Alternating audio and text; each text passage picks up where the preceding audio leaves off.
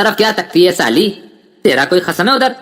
امریک سنگھ نے کرپان کی نوک سے دلشاد کی پسلیوں کو گدگدایا اور بایاں گال کھینچ کر اس کا منہ پچھم سے پورب کی طرف گھما دیا۔ دلشاد مسکرا دی۔ یہ مسکراہٹ اس کا خاصہ بن گئی تھی۔ بچپن میں اس کا کامیاب ترین ہتھیار اس کا رونا تھا۔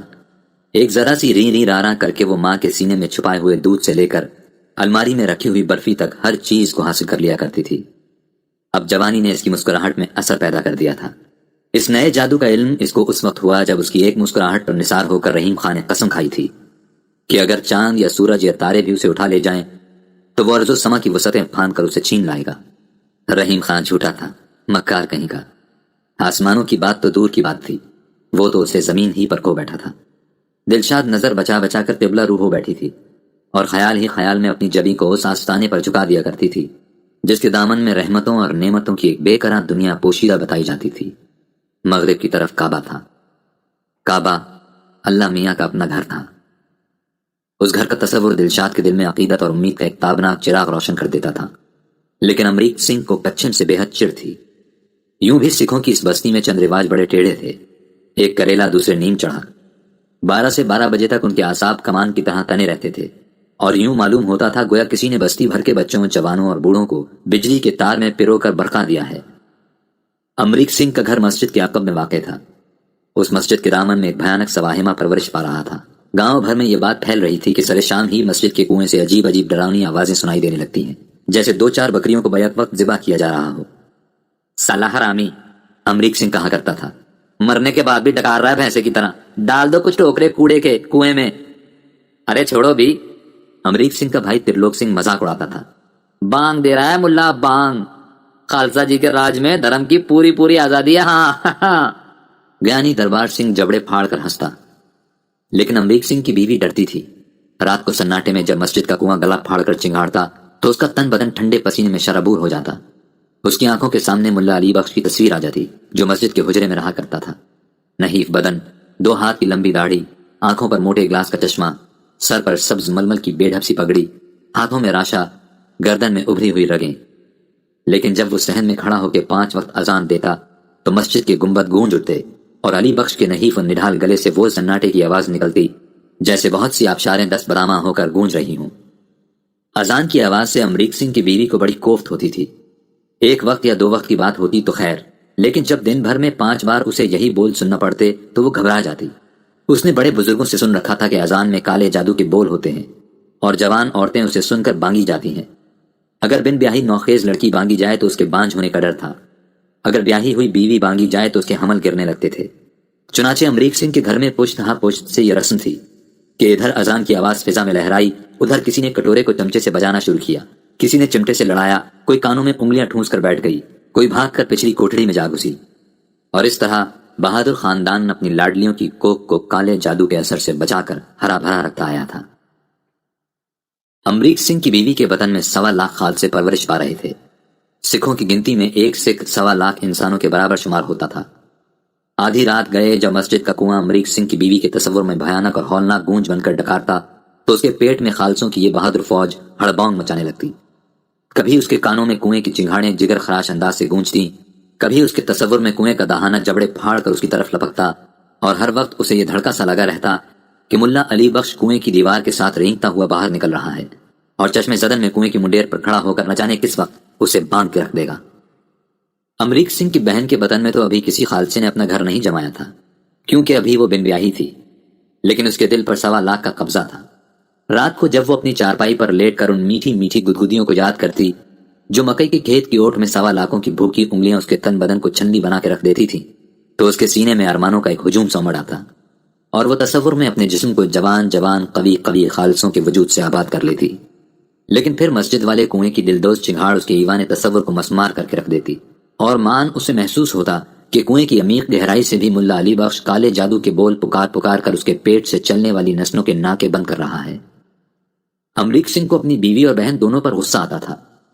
بزدل کی بچیاں، اور ملا علی بخش تو کب کا دور دفان ہو چکا ہے۔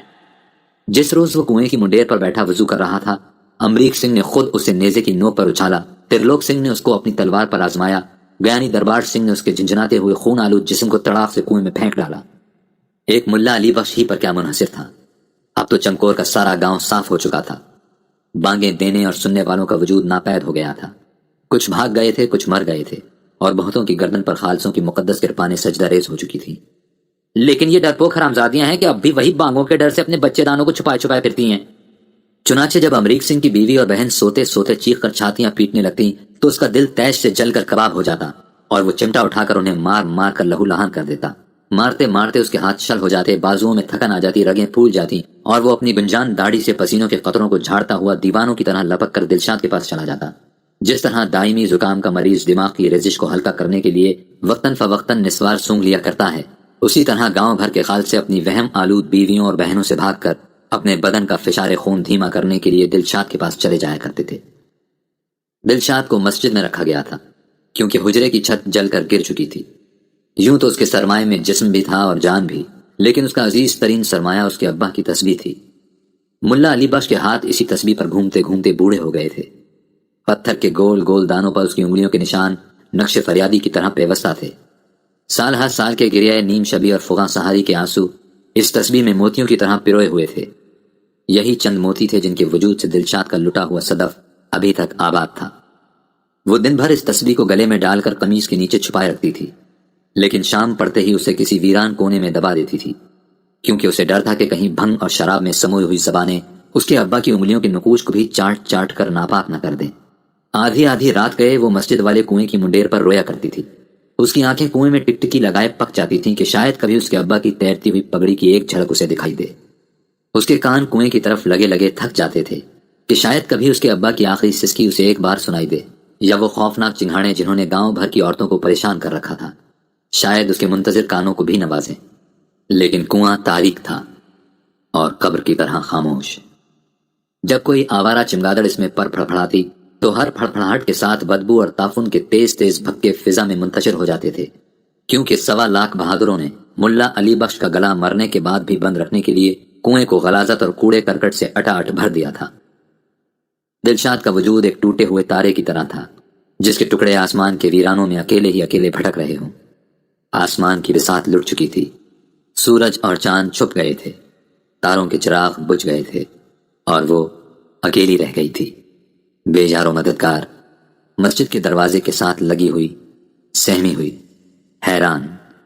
لیکن اس کے دم سے مسجد پھر آباد ہو گئی تھی۔ لوگ باریاں باندھ باندھ کر وہاں آتے تھے، اور جب وہ بہادر خال سے محراب کے نیچے بیٹھ کر شراب کا ادھیا کھولتے اور دلشاد کی بوٹیوں کو چچوڑ چچوڑ کر کھانے کی کوشش کرتے تو گویا انہیں یہ فخر ہوتا تو وہ گن گن کر 1350 برس کی اذانوں اور نمازوں کا بدلہ چکا رہے ہیں۔ چمکور کی مسجد گردواروں سے بھی زیادہ آباد ہو گئی تھی۔ رفتہ رفتہ گاؤں کی بیاہی ہوئی اور بن بیاہی ماؤں کو یہ احساس ستانے لگا کہ ملا علی بخش کے بعد ملا علی بخش کی بیٹی ان کی کوک لوٹنے پر تلی ہوئی ہے۔ وہ تو چمٹے کھا کھا کر اپنی چارپائیوں سے لگ کر سو جاتی تھی، لیکن ان کے بہادر خال سے رات رات بھر دلشاد کے ساتھ اپنی آنے والی نسلوں کا سودا کیا کرتے تھے۔ امریک سنگھ کا باپ، امریک سنگھ کا بھائی، ایک خالصے کے بعد دوسرا خالصہ، دوسرے خالصے کے بعد تیسرا خالصہ۔ رات بھر وہ نظریں بچا بچا کر موقع جانچ جانچ کر مسجد کے آستانے پر حاضری دیتے تھے۔ بھنی ہوئی کلیجی اور گردے اڑاتے، تلے ہوئے کبابوں کا دور چلتا، شراب اور بھنگ کی بالٹیاں بڑھتیں، اور اپنی نسل بندی کے وہ بیج جن کو ہرا بھرا رکھنے کے لیے ان کی بیویاں 100 طرح کے جتن کرتی تھیں وہ بلا دریغ مسجد کی 4 دیواری میں بکھیر آتے۔ اور ایک دن بیٹھے بٹھائے یکا یک دلشاد سرسوں کی طرح پھول اٹھی۔ جب یہ خبر پھیلی گاؤں میں آگ سی لگ گئی، بیویوں نے چیخ چیخ کر اپنا سر پیٹ لیا، کنواری لڑکیوں نے رو رو کر آنکھیں سجالیں اور مکئی کے کھیتوں میں چھپ چھپ کر اپنے خالصوں سے ملنا چھوڑ دیا۔ کنویں کی چنگاڑیں تیز تر ہونے لگیں، گھروں میں فٹ پر فٹ آنے لگے، چمٹے پر چمٹے چلنے لگے، کوہرام سمجھ گیا۔ پہلے تو سب کی یہ رائے ہوئی کہ بچہ پیدا ہونے سے پہلے ہی دلشاد کو مار کے کنویں میں پھینک دیا جائے، لیکن پھر امریک سنگھ کو ایک مفید تجویز سوچی۔ آم کے آم گٹھلیوں کے دام۔ ایک روز صبح سویرے وہ اسے اپنی بیل گاڑی پر بٹھا کے پاس کے تھانے میں لے گیا اور اغوا شدہ مسلمان عورتوں کی برآمدگی کے سلسلے میں اپنی کوششوں کا عملی ثبوت دینے کے لیے دلشاد کو پیش کر دیا۔ تھانے دار لبھو رام نے امریک سنگھ کی کارگزاریوں کو خوب سراہا، پولیس کی طرف سے شکریہ کا ایک پروانہ اسے عطا کیا اور ڈپٹی کمشنر بہادر سے بھی سند دلوانے کا وعدہ فرمایا۔ پھر تھانے دار صاحب نے اینک اٹھا کر دلشاد کا جائزہ لیا۔ قبول صورت، جوان، ذرا پیلی سی، لیکن گرم گرم گداز۔ لیکن جب ان کی نظر دلشاد کے پیٹ پر پڑی تو ان کی ابھری ہوئی امیدوں کو ایک زبردست دھکا لگا۔ پہلے تو انہوں نے سوچا کہ اگر 10-20 دن کی بات ہو تو وہ اسے ابھی تھانے ہی میں رکھ لیں، لیکن جب ہیڈ کانسٹیبل دریودھن سنگھ نے جوڑ توڑ کے حساب لگایا کہ ابھی خلاص ہونے میں 3-3.5 مہینے باقی ہیں تو تھانے دار لبھو رام کو بڑی مایوسی ہوئی۔ پھر بھی رات کو کھانا کھا کر جب وہ ایک پتلی سی بنیان اور جھانگیا پہن کر چارپائی پر لیٹے تو انہوں نے دلشاد کو پاؤں دبانے کے لیے اپنے پاس بلا لیا۔ جاتے چور کی لنگوٹی ہی صحیح۔ تھانے دار صاحب کے پاؤں کا درد بڑھتے بڑھتے پنڈلیوں میں آ گیا، پھر گھٹنوں میں، پھر رانوں کے اندر، پھر کولوں کے آس پاس، اور وہ دلشاد کا ہاتھ پکڑ کر اپنی دکھتی ہوئی رگوں کا درد دباتے رہے۔ تھانے دار لبھو رام کے نزدیک خواہش کا دوسرا نام تسکین تھا۔ چننا ہوا تو کیا، چننی ہوئی تو کیا، دلشاد کے لیے یہ کوئی نئی بات نہ تھی۔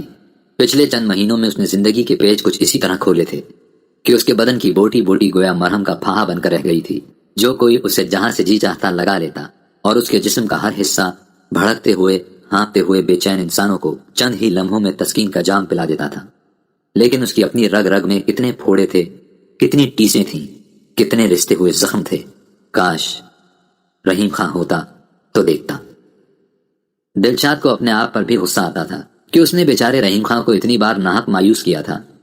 ایک روز جب اس نے اسے زبردستی چومنے کی کوشش کی تھی تو دلشاد نے غصے سے اس کے سر پر ایسا دھوتڑ مارا تھا کہ اس کی چوڑیاں ٹوٹ کر رحیم خان کے ماتھے میں گڑ گئی تھیں، اور وہ خود ساری رات انگاروں پر لوٹتی رہی تھی کہ نہ جانے خدا اور رسول رحیم خان کو اس کے گناہ کی کیا سزا دیں گے۔ بیچارہ رحیم خان۔ 15-20 دن کے بعد جب تھانے دار لبھو رام کے گھٹنوں اور کولوں اور کمر کا درد ذرا کم ہوا تو انہوں نے دلشاد کو چھٹی دی اور ہیڈ کانسٹیبل دریودھن سنگھ کے ساتھ اسے امبالہ کیمپ بھیج دیا۔ راستے میں ہیڈ کانسٹیبل دریودھن سنگھ کے کولوں اور گھٹنوں میں بھی کئی بار درد اٹھا، لیکن دلشاد بڑی تندہی سے اس کے درد کا مداوع کرتی گئی، اور 10 گھنٹے کی مسافت انہوں نے 10-12 دنوں میں بخیر و عافیت طے کر لی۔ امبالہ کیمپ میں بہت سی لڑکیاں تھیں، بہت سی عورتیں، جوان بھی خوبصورت بھی، لیکن ٹوٹے ہوئے تاروں کی طرح کہ جن کی شرر بجھ گئے ہوں، جن کی کہکشاں لٹ گئی ہو، جن کی تنویروں پر کیچڑ مل دیا گیا ہو۔ ہر روز فوج کے ٹرک آتے تھے اور نئی نئی لڑکیوں، نئی نئی عورتوں کو امبالہ کیمپ میں چھوڑ جاتے تھے۔ ناموس اور تقدس کی تسبیح کے یہ بکھرے ہوئے انمول موتی پھر اپنے مرکز کی طرف جمع ہو رہے تھے، لیکن ابھی ان پر اپنے سبحان، اپنے غفور و رحیم، اپنے پاک پروردگار، اپنے قادر مطلق کی حمد کا وظیفہ شروع نہ ہوا تھا، بلکہ camp commander major Pritam Singh اور اس کے جوان مرد سپاہی ابھی تک ان پر گرد کی بانی جپتے تھے۔ خیر دلشاد کو اب ایک قسم کی چھٹی تھی۔ یوں تو نیک اولاد ہمیشہ اپنے ماں باپ کا سہارا ہوتی ہے، لیکن دلشاد کو اپنے ہونے والے بچے پر بڑا ہی بھروسہ تھا۔ اس نے پیدا ہونے سے پہلے ہی اپنی مجبور ماں کو اپنی حفاظت میں لے رکھا تھا۔ امبالہ کیمپ کے پہلو میں ریلوے لائن تھی۔ سورج کی روشنی میں ریل کی پٹڑیاں چاندی کے تار بن کر چمکتی تھیں، اور دور، بہت دور مغرب کی طرف ان کی نقرئی لڑیاں خوابوں کے سہانے جزیروں میں گم ہو جاتی تھیں کہ ان کا دوسرا سرا مشرقی پنجاب میں نہیں، مغربی پنجاب میں ہے۔ مغربی پنجاب، مغرب کا خیال آتے ہی دلشاد کی راکھ میں ایک ننھا سا چراغ ٹمٹما اٹھتا۔ مغرب میں کعبہ ہے، کعبہ اللہ میاں کا اپنا گھر ہے۔ لیکن کیمپ کی دوسری عورتیں کہتی تھیں کہ مغرب میں اور بھی بہت کچھ ہے، وہاں ہمارے بھائی ہیں، ہماری بہنیں ہیں، ہمارے ماں باپ ہیں، وہاں عزت ہے، وہاں آرام ہے۔ دلشاد سوچتی تھی کہ شاید وہاں رحیم خان بھی ہو۔ یہ خیال آتے ہی اس کے جسم کا رواں رواں مچل اٹھتا اور وہ بے چین ہو جاتی کہ پر لگا کر اڑ جائے اور اپنے تھکے ہوئے دکھے ہوئے جسم پر اس ارض مقدس کی خاک مل لے۔ ہفتہ، 2 ہفتے، مہینہ، 2 مہینے، دن گزرتے گئے، راتیں بیتتی گئیں اور مغرب کا خوش آئند تصور دلشاد کے سینے میں امیدوں کا نور پھیلاتا رہا۔ امبالہ کیمپ کی آبادی بڑھتی گئی، اور جب میجر پریتم سنگھ اور اس کے جوانوں کا دل اچھی طرح سیر ہو گیا تو ایک دن وہ ریل بھی آ گئی جس کے انتظار میں امیدوں کے چراغ ابھی تک جل رہے تھے۔ جب وہ ریل کے ڈبے میں سوار ہوئی تو دلشاد کو ملا علی بخش کی یاد آئی۔ وہ بھی اسی طرح ریل میں بیٹھ کر حج کو روانہ ہوا تھا۔ گلے میں ہار تھے، کپڑوں پر عطر تھا، اور گاؤں کے لوگ باجا بجاتے ہوئے اس کے ساتھ اسٹیشن تک آئے تھے۔ ریل کے ہر فراٹے کے ساتھ عورتوں کے ٹوٹے ہوئے آبگینے جھنجھنا اٹھتے تھے۔ پہیوں کی ہر گردش کے ساتھ ان کے جسم اور روح کا ایک بل نکل جاتا تھا۔ جب وہ کھڑکیوں سے جھانک جھانک کر تار کے کھمبوں کو دیکھتی جو بڑی سرعت کے ساتھ پیچھے کی طرف بھاگ رہے ہوتے تو انہیں یقین سا ہو جاتا کہ وہ آگے ہی کی طرف جا رہی ہیں۔ زمین کا جو چپا چپا ان کے نیچے سے نکلتا وہ انہیں مشرقی پنجاب سے اٹھا کر مغربی پنجاب کے قریب تر لے جاتا۔ اگر کہیں گاڑی رکتی تو ساری کائنات دم سادھ لیتی، وقت کی رفتار ثابت ہو جاتی اور انہیں یہ ڈر لگتا کہ شاید انجن کے سامنے اچانک بڑے بڑے پہاڑ آ گئے ہیں۔ جب گاڑی دوبارہ چلتی تو دل کی دھڑکنیں جاگ اٹھتی، سینوں کے ارمان تازہ ہو جاتے اور وہ کھڑکی سے ہاتھ باہر نکال نکال کر اس ہوا کو چھونے کی کوشش کرتی جو مغرب کی سمت سے آ رہی تھی۔ لدھیانہ، پھلور، جالندھر، امرتسر، ہر منزل پر عورتوں کی زندگی کے بند کھلتے گئے، ان کی خاک میں سوئے ہوئے نغمے بیدار ہونے لگے، وہ گنگنانے لگیں، وہ مسکرانے لگیں، وہ آنکھیں مل مل کر ایک دوسرے کو دیکھنے لگیں جیسے کسی بھیانک خواب کو بھلانے کی کوشش کر رہی ہوں۔ کسی نے بالوں میں کنگھی کی، کسی نے دوپٹے کے ساتھ دانتوں کی میل اتاری، کوئی کپڑے جھاڑنے لگی، کوئی بچوں کو لوریاں سنانے لگی، کچھ عورتوں نے سر سے سر جوڑ کر گیت گائے، پیارے پیارے رس بھرے دل ربا گیت کہ اے کالی کملی والے، میں تیری یسرب نگری میں آئی ہوں، مجھے اپنی کالی کملی میں چھپا لے، مجھے اپنے پاؤں کی خاک بنا لے۔ جب ریل امرتسر کے اسٹیشن سے نکلی تو کسی نے کہا کہ اب صرف 1.5 گھنٹے کا سفر اور ہے، بس 1.5 گھنٹا اور، 60 اور 30 90 منٹ۔ یہ ناقابل یقین خیال عورتوں کے تن بدن پر شراب کے تیز و تند نشے کی طرح چھا گیا۔ اپنی منزل کو اتنا قریب پا کر وہ شدت احساس سے مفلوج سی ہو گئیں۔ پچھلے بھیانک مہینوں کی یاد زہر بن کر ان کے سینوں میں اود کر آئی۔ ماضی کی ہولناک حقیقت مستقبل کے سہانے ارمانوں پر غالب آ گئی۔ یکایک ان کو اپنے شاداب گاؤں یاد آنے لگے، اپنے جوان جوان بھائی، اپنے نحیف نحیف ماں باپ جن کے بے گور و کفن لاشیں گلیوں میں پڑے سڑ رہے تھے، اپنی اداس اداس بہنیں جو کیمپوں میں بیٹھی فرشتوں کا انتظار کر رہی تھیں کہ وہ انہیں اپنے نوری پروں میں چھپا کر لے جائیں، دور، کہیں بہت دور، مغرب کی طرف۔ وہ رونے لگیں، ان کے گالوں پر آنسوؤں کے پرنالے بہنے لگے۔ دلشاد بھی رو رہی تھی، بلک بلک کر، سسک سسک کر، اور آنسوؤں کا نمکین پانی اس کے ہونٹوں پر پہاڑی چشموں کی طرح ابل رہا تھا۔ وہ روتی گئی اور اشکوں کی دبیز چادر نے اس کی پلکوں کو اپنے دامن میں چھپا لیا۔ ایک عجیب سی غنود کی، ایک عجیب سا خمار اس کے روئیں روئیں پر چھا گیا۔ اسے یوں محسوس ہونے لگا کہ وہ سمندر کی اتھاہ لہروں میں غوطے کھا رہی ہے اور بے شمار سپولیے اس کے تن بدن پر رینگ رہے ہیں۔ جب اس کی آنکھ کھلی تو ریل کا ڈبہ خالی ہو چکا تھا۔ اسٹیشن کی ایک مہترانی ڈبے کے فرش کو پانی سے دھو رہی تھی۔ دلشاد کے پہلو میں ایک ننھی سی بچی رو رہی تھی۔ صبح کی فضا سورج کی کنواری کرنوں میں نہا رہی تھی، درختوں پر چڑیاں پھدک رہی تھیں، گھاس پر شبنم کی موتی چمک رہے تھے۔ اسٹیشن پر چہل پہل تھی۔ ایک گرم چائے والا کھڑکی کے پاس خوانچہ لگائے دودھ ابال رہا تھا۔ دلشاد اٹھ کر کھڑکی کے سہارے بیٹھ گئی۔ اس نے نقاہت سے چائے والے سے پوچھا، کیا یہ مغرب ہے بھائی؟ چائے والا اپنے پیلے پیلے کریہ المنظر دانت نکال کر ہنسا، کیوں، کیا نماز پڑھو گی اس وقت؟ اسٹیشن کی مہترانی جب ڈبے کے فرش کو دھو چکی تو اس نے اپنی محنت کے صلے میں دلشاد سے ایک چونی مانگی۔ پھر مایوس ہو کر اس نے دلشاد کو چند غلیظ گالیاں دی۔ سارا ڈبہ پلید کر دیا رانڈ نے، ذرا صبر نہ ہو سکا، راستے ہی میں جن بیٹھی۔ اسٹیشن کی مہترانی جا کر ایک مضبوط سے مہتر کو اپنے ساتھ لے آئی اور دونوں نے مل کر دلشاد کو ڈبے سے نکال دیا۔ پلیٹ فارم پر ایک سامان لادنے والا ٹھیلا کھڑا تھا۔ دلشاد اس کے ساتھ پیٹھ لگا کر بیٹھ گئی۔ سامنے چائے کا اسٹال تھا۔ تانبے کے چمکدار سماوار سے ابلتے ہوئے چائے کے بھبکے پیچ در پیچ نکل رہے تھے، جیسے کسی نازنی کے گیسو ہوا کے دوش پر لہرا رہے ہوں۔ اس کے آگے پھلوں کی دکان تھی۔ رنگ برنگ کاغذوں پر کندن کی طرح دمکتے ہوئے کیلے، سنترے اور مالٹے سجائے رکھے تھے۔ ایک کٹا ہوا سرخ انار چھابڑی میں پڑا تھا۔ چھت کے ساتھ انگوروں کے بڑے بڑے خوشے لٹک رہے تھے۔ دلشاد کا گلا کانٹے کی طرح خشک تھا۔ اس کی زبان پر گدلے گدلے میلے میلے لعاب کی پپڑیاں جمی ہوئی تھیں۔ اس کے پیٹ میں ایک عجیب سا بخار سلگ رہا تھا۔ اس کی کمر میں درد کی ٹیسیں اٹھ رہی تھیں اور اس کا سارا بدن ایک دکھتے ہوئے پھوڑے کی طرح چرمر کر رہا تھا۔ دلشاد نے اپنی خشک زبان ہونٹوں پر پھیری۔ اس کی ننھی سی بچی چڑیا کی طرح اس کے سینے سے چمٹی ہوئی چست چست دودھ پی رہی تھی۔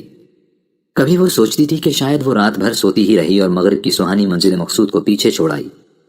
کبھی اسے خیال آتا کہ شاید اسی اسٹیشن کی فلک بوس عمارت کے پیچھے اس کا رحیم خان اس کے انتظار میں کھڑا ہو، یا شاید وہ لوگوں کے ان جھنگٹوں میں کھویا ہوا اسے تلاش کر رہا ہو جو پلیٹ فارم پر ادھر سے ادھر گھوم رہے تھے۔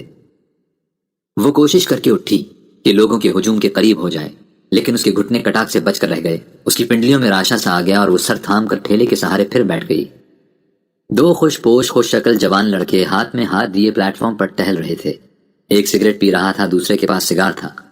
جب وہ دلشاد کے سامنے سے گزرتے تو دور تک پیچھے مڑ مڑ کر اسے دیکھتے رہتے۔ رفتہ رفتہ ان کے چکر کی طوالت کم ہوتی گئی اور بالآخر وہ دلشاد کے عین سامنے کھڑے ہو گئے۔ دلشاد کا دل زور زور سے پسلیوں کے ساتھ ٹکرانے لگا۔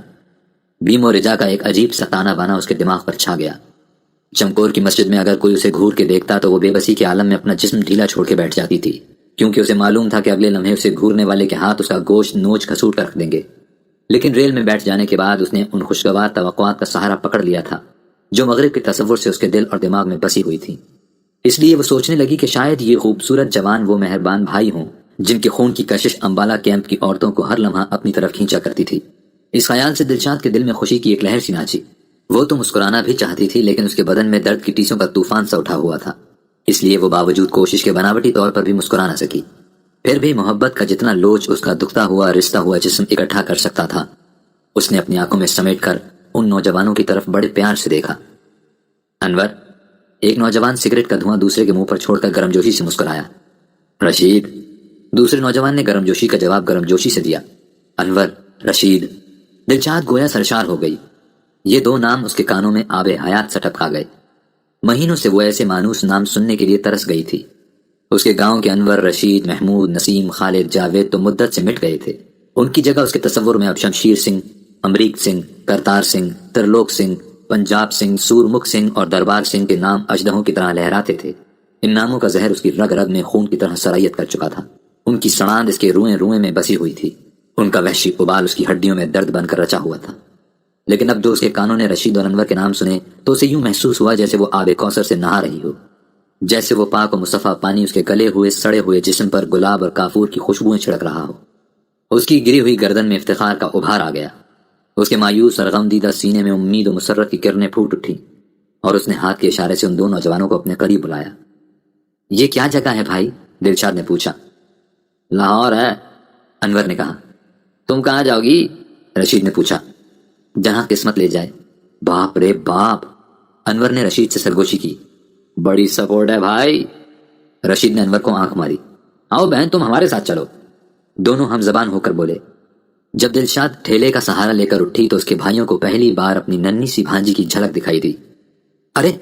انور حیرانی سے اچھلا۔ یہ کیا بلا ہے؟ رشید نے پوچھا۔ لڑکی ہے جی۔ دلشاد کچھ ہچکچائی، کچھ شرمائی۔ بڑی چھوٹی سی ہے، انور نے جائزہ لیا۔ ایک ہی دن کی ہے جی۔ دلشاد آخر بھائیوں سے کیا کہے کیا نہ کہے۔ آخ تو! انور کو کائی سے آئی۔ لا حول ولا قوت! رشید کا جی متلایا۔ وہ دونوں بھائی طے کرتے کرتے بچے اور تیز تیز قدم وہاں سے چلے گئے۔ سامنے والے پلیٹ فارم پر ایک خوبصورت عورت بھڑکیلی سی شلوار اور قمیص پہنے جا رہی تھی۔ اس کا دھانی دوپٹہ اس کے سڈول شانوں پر لہرا رہا تھا۔ رشید اور انور نے چھلانگیں مار کر ریل کی پٹڑی کو عبور کیا اور ہاتھوں میں ہاتھ دیے اس خوبصورت عورت کے تعاقب میں چل کھڑے ہوئے۔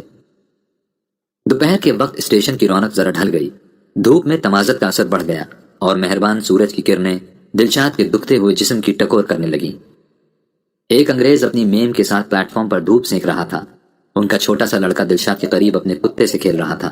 جب اس نے دلشاد کی ننھی سی لڑکی کو دھوپ میں لیٹے ہوئے اپنے چھوٹے چھوٹے ہاتھ پاؤں مارتے دیکھا تو اس کی آنکھیں فتح حیرت سے پھیل گئیں، اور وہ خوشی سے چیختا ہوا بھاگا اور اپنی ماں کو یہ عجوبہ دکھانے کے لیے گھسیٹ کر لے آیا۔ How wonderful mummy, how wonderful! بچہ چیخ رہا تھا اور حیرت اور مسرت سے اس کی آنکھیں پھٹی جاتی تھیں۔ دلشاد کی بیٹی ایک پھٹی سی چادر میں لپٹی ہوئی اپنے ننھے ننھے گھونسے تان کر آسمان کو دکھا رہی تھی، اور اس کے چھوٹے چھوٹے پاؤں ارض و سما کی کونین کو اپنی ٹھوکروں سے دھتکار رہے تھے۔ انگریز کا بچہ اس ننھی سی چیز کو دیکھ دیکھ کر تالیاں بجاتا تھا، ناچتا تھا اور ہر لمحہ کوشش کرتا تھا کہ وہ چک کر اس جاندار کھلونے کو اپنے ہاتھ میں اٹھا لے۔ اس کی ماں نے اسے ڈانٹا کہ دوسرے کی چیز کو ہاتھ نہیں لگایا کرتے۔ لڑکا مچل گیا۔ ہم تم کو ایسا ہی کھلونا لا دیں گے، لڑکے کے باپ نے اسے چمکارا۔ جھوٹ! لڑکا رو رہا تھا۔ ہاں ہاں بچے، ہم ضرور تم کو ایسا ہی کھلونا لا دیں گے، لڑکے کی ماں نے وعدہ کیا۔ تم کب مجھے ایسا ہی کھلونا لا دو گے؟ لڑکا بات پکی کرنا چاہتا تھا۔ بہت جلد میرے بیٹے، بہت جلد۔ باپ نے اپنی بیوی کے گاؤن کا جائزہ لیا جس کی گولائی پیٹ کے اوپر بہت پھیلی ہوئی تھی۔ بیوی نے شرما کر منہ پھیر لیا۔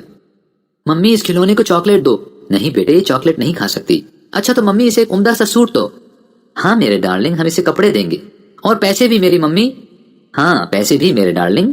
لڑکا خوشی سے چیخ چیخ کر پھر تالیاں بجانے لگا، اور جب اس کا جی اس کھیل سے بھر گیا تو اس کی ماں نے دلشاد کو اونی کپڑے کا ایک ٹکڑا اور 5 روپے دیے۔ جب وہ جانے لگے تو دلشاد نے دل ہی دل میں اس بچے کو دعا دی جو پہلی بار اس کی زندگی میں رحمت کا فرشتہ بن کر نازل ہوا تھا۔ جب دلشاد کے ہاتھ میں پیسے آ گئے تو دنیا کے ساتھ اس کا رشتہ اثر نو قائم ہو گیا۔ ایک چائے والے نے اس کے پاس آ کر گرم چائے کی ہانک لگائی۔ ایک گوشت روٹی والا بھی اس کے نزدیک اپنا خوانچہ لے آیا، اور جب دلشاد روٹی کھانے لگی تو ایک کتا بھی زبان نکال کر اس کے سامنے آ بیٹھا۔ قریب ہی ایک بینچ پر 2 بزرگ بیٹھے رائے زنی فرما رہے تھے۔ ایک کی داڑھی سفید تھی، دوسرے کی ہنائی۔